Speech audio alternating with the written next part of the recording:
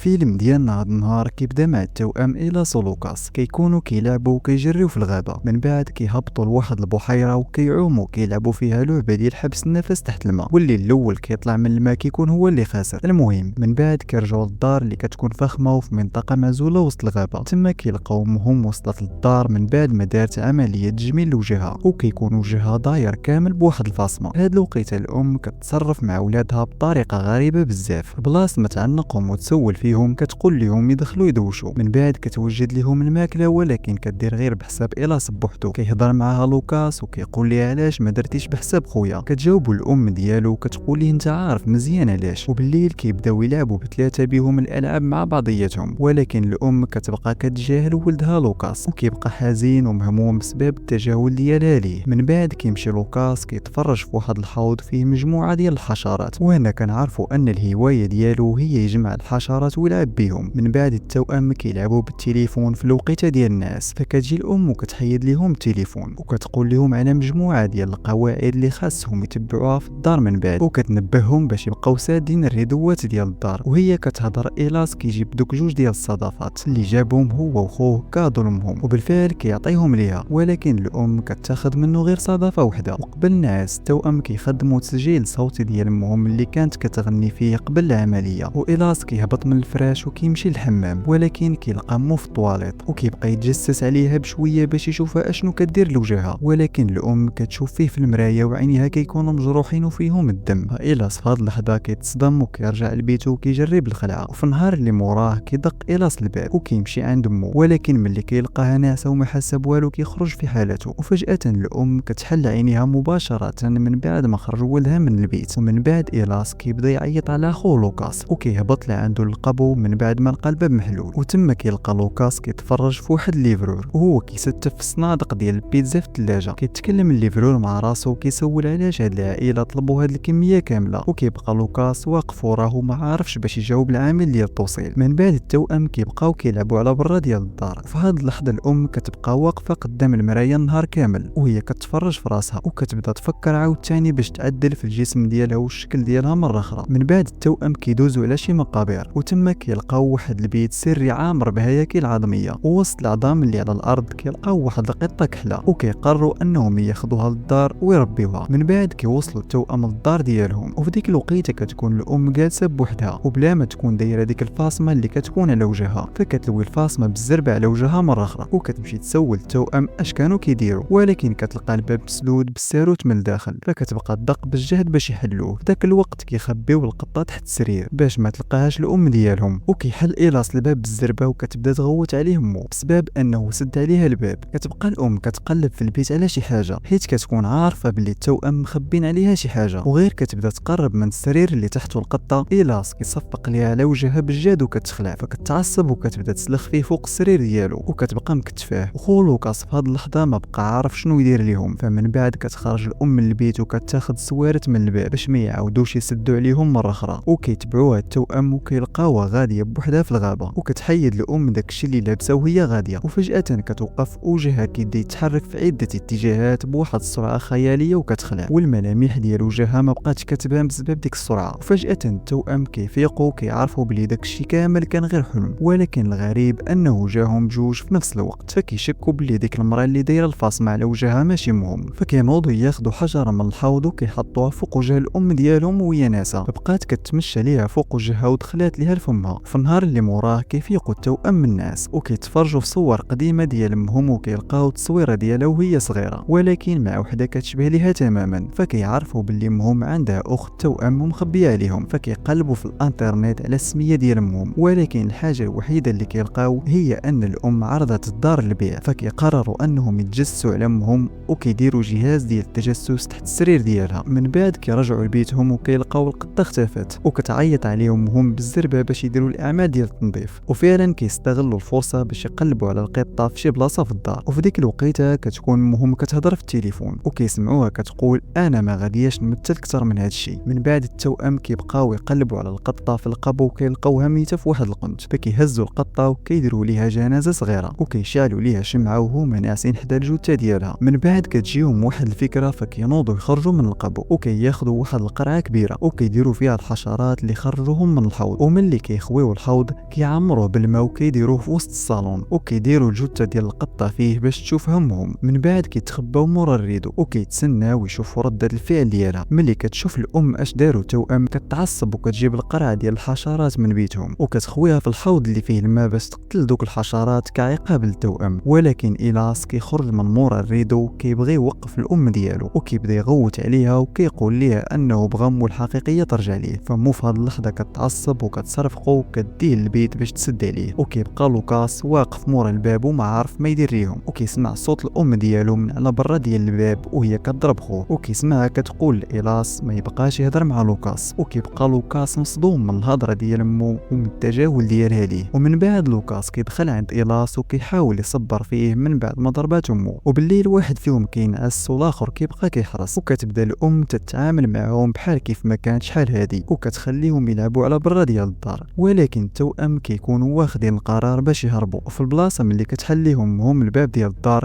كيهربوا بجوج وكيجريو كيمشيو للغابه. من بعد كيوصلوا للسكه ديال التران ولكن ما كيلقاوش شي تران يركبوا فيه فمشاو للكنيسه وهضروا مع القسيس اللي كاين تما وعاودوا ليه على داكشي اللي كدير معاهم هم وطلبوا منه يعاونهم. ولكن القسيس خداهم في الطوموبيل ديالو ورجعهم عند امهم. وملي وصلوا للدار لقاوهم كانت كتسنى فيهم يرجعوا والتوأم ما بغاوش يهبطوا من الطوموبيل ولكن عرفوا انهم خاصهم يتقبلوا امر الواقع. وكتهضر الام مع القسيس وهي كتبكي وكتقول ليه بلي عائلتهم دازت من ظروف صعيبه مؤخرا وبسبب هذا الشيء عندها مشاكل مع ولادها. والقسيس كيثق بالهضره ديالها وكيعرف بلي هي ام مزيانه وكيخليهم وكيمشي. وبالليل الام كتبدا كتبكي في فراشها وكتنعس وهي مهمومه. وملي كتفيق في الصباح كتلقى راسها مربوطه في الفراش والتوأم لابسين اقنعه وكيبقاو يسولوها كل شويه فين هي امهم الحقيقيه ولكن كتبقى تقول لهم بلي هي امهم الحقيقيه. فكيوريوها التوأم تصويره ديالها مع اختها التوأم فكتقول لهم بلي كانت عندها واحد صاحبتها قديمه كانت ديما كتلبس بحالها. من بعد التوأم كيتفرجوا في واحد الفيديو ديال امهم وفعلا كيلقاو عينيها كحلين في الفيديو. إيلاس كيجيب عدسه مكبره وكيشوف بها اللون ديال عينيها وكيطلع اللون ديال عينيها ازرق وماشي كحل. فكتقول لهم بلي كانت لابسه عدسات اللون ديالهم كحل شحال هادي. فكيقلبوا التوأم على العدسات باش يوصلوا للحقيقه ولكن التوأم كيدخلوا في واحد المخاصمه مع بعضياتهم بسبب امهم. من بعد إيلاس كيجيب الماء وكيرشوا على وجه امو حيت كانت كتغوت على هادشي اللي وقع ليها وكيعيط على خوه لوكاس ولكن ما كيجاوبوش. وبسبب هادشي الام كتهضر مع إيلاس وكتقول ليه بلي بغات تقول ليه على شي حاجه مهمه وكتخليه يجلس وكتطلب منه يفكها. وإيلاس كيجيب مقص باش يفك به امو ولكن لوكاس كيدخل عليه وكيمنعو. من بعد كيربطوا ليها حتى وجهها وكيجيبوا العدسه المكبره وكيديروها في الضوء تاع الشمس وكيديروا ليها العدسه على وجهها باش تعترف وكيبقاو يحرقوا ليها وجهها باش تقول لهم فين هي امهم الحقيقيه. وملي كيبان الحريق على وجه الام ديالهم إيلاس كيجيب بوماضه وكيدهنها ليها على وجهها وكيلصقوا ليها سكوتش على فمها باش ما تهضرش ولا تغوت. من بعد كيدوزوا على دارهم جوج موظفين من جمعيه الصليب الاحمر كيدقوا على الباب باش يجمعوا التبرعات ديال الدم. كيلقاو الباب ديال الدار محلول فكيدخلوا كيسمعوا الاصوات من البيت اللي الفوق فكيطلعوا الدروج باش يشوفوا شنو كاين تما. ولكن التوأم كيمشيو عندهم وكيقولوا ليهم باللي امهم ما كايناش في الدار. من بعد كيجلسوا الموظفين في الصالون وكيتسناوهم هم باش ترجع. فإيلاس كيمشي يسرق الفلوس من الصاك ديال امو وكيعطيها للموظفين باش يرشيهم ويمشيو في حالتهم. وفي هاد اللحظه كتقدر الام تفك السكوتش بلسانها ومباشره كتبدا تستنجد وتغوت ولكن الوقت كيكون فات عليها والموظفين تيكونوا صافي مشاو وكيجيبوا واحد الصمغ لاصق قوي بزاف وكيلصقوا به فم الام كامل. وبالليل التوأم كياكلوا البيتزا بحال الا ما ناقصهم والو كيبغوا يوكلوا امهم ولكن كينساو باللي فمها مسدود باللاصق. فهنايا إيلاس كيحس بالذنب وكيبغي يوكل امو فكيجيب مقص وكيبغي يقطع به اللاصق ولكن بلا ما يقصد كيصدق جارحها وكيسيل منها الدم بزاف وفمها كيتحل مره اخرى. والام في هاد اللحظه كتبقى تبكي من الحريق وكيدوز الوقت والام ما كتكونش قادره تتحرك فكيضطروا التوأم يفكوا امهم باش يبدلوا ليها الملايه ديال الفراش وتدخل هي للطواليت. وهنايا الام كتاخذ الفرصه وكتجري وكتهرب من الدار ولكن كيشد فيها واحد السلك في الارض وهي كتجري وكطيح وكتفقد الوعي. من بعد الام كتفيق وكتلقى راسها مربوطه في الارض والتوأم مدورين بها الشمع وكيحيد إيلاس القناع ديالو وكيبقى يسولها فين هي امهم الحقيقيه، وهي كتبكي وكتبقى عندها عين وحده مسدوده بسبب ديك الكولا والاخرى محلوله، وكتقول لإيلاس باللي هي امو وغتبقى دائما امو طول حياتها، وكتقول ليه باللي هي موافقه تمثل معاه في هذه اللعبه اللي هو فيها، وهي انهم يعتبروا ان لوكاس باقي حي، وكتقول باللي غادا تهضر مع لوكاس وتصاوب ليه الماكله واخا هو ميت. وهنا كيبان لوكاس مورا إيلاس، والام كتقول إيلاس ميلومش راسو على موت خوه، وكيبان باللي في الفيلم كامل لوكاس كان مجرد خيالات من وحي خوه إيلاس اللي ما قادرش يتقبل الموت ديال خوه التوأم. والام كتحاول تقنع إيلاس باش يحررها، ولكن هو ما كيتاثرش وما كيحسش بالشفقه تجاه امو، وكيعاود يلح عليها باش تقول ليه اش كيدير لوكاس، وباللي الا كانت امو بصح غادا تشوف ولدها واخا يكون ميت. لكن الام ما كتعرفش تجاوب بصح، وكيبانوا خيالات لإيلاس ان خوه كيشعل العافيه في الدار، ولكن كتكون الشموع هي اللي طاحت وشعلت العافيه فيها، وكتحرق الام وهي مربوطه في الارض وما كتعرفش كيفاش دير تعتق راسها. ومن بعد واحد العذاب داز عليها كتموت في النهايه، وكيهربوا التوأم من الدار وكيجريو للغابه، وتما كيلقاو امهم الحقيقيه بصحه وحاله مزيانه، والعائله كتجمع مره اخرى وكيبقاو يغنيو الاغنيه المفضله ديال لوكاس. وهنا كيكشف لينا الفيلم في الاخر باللي مورا هادشي كامل الام ما كانتش كطيب الماكله او كتهضر مع لوكاس، حيت اصلا هو ميت، وكنكتشفوا باللي لوكاس مات غرقان في النهر ملي كان كيلعب مع خوه إيلاس، وهو ساهي وكيشوف داكشي اللي داير بيه. وبسبب موت خوه إيلاس جاه مرض نفسي ما كيخليش يتقبل الموت ديال خوه التوأم، والام كانت دارت عمليه تجميل بسبب الاكتئاب ديالها على موت ولدها، وحتى السبب ديال المعامله الجافه ديالها مع إيلاس كان سببه هو الحزن ديالها على موت لوكاس، وكانت كتمرض ملي كتشوف إيلاس وهو كيهضر مع لوكاس الميت في المخيلات ديالو. وفي الاخر كتكون الام الحقيقيه هي اللي ماتت محروقه، وباللي هذيك اللي شافوها في الغابه هي من وحي خيال إيلاس بحال خوه لوكاس اللي ما بقاش كيشوف غير خوه الميت عايش قدامه، ولكن ولا كيشوف حتى امو الميته عايشه، وكيكمل حياته وهو مريض نفسي كيشوف العائله ديالو كامله عايشه قدامه.